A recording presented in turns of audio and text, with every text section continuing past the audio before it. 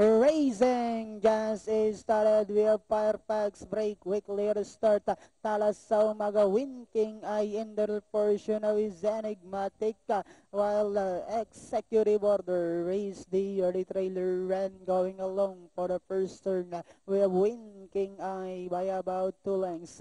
Enigmatic in second, alongside comes Tala sa umaga. Bobon Lancer comes next, Executive Order, while Firefax is racing in 6 by about 8 lengths of the leader. We have Winking Ay by about 3 lengths. Tala sa umaga na win second.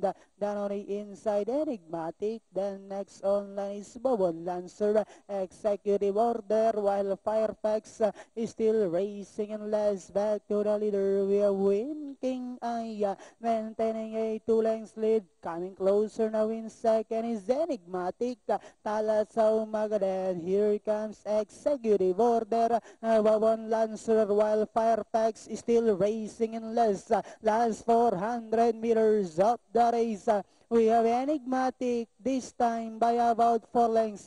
Moving up now to take second is Executive Order. Winking ay Tala sa umaga, Firefax and Bobon Lancer as they swing for home. We have Enigmatic this time by about 5 lengths.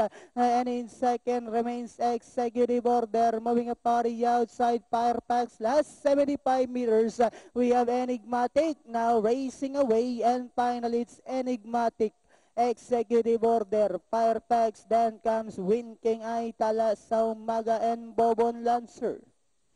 Kulit eh. May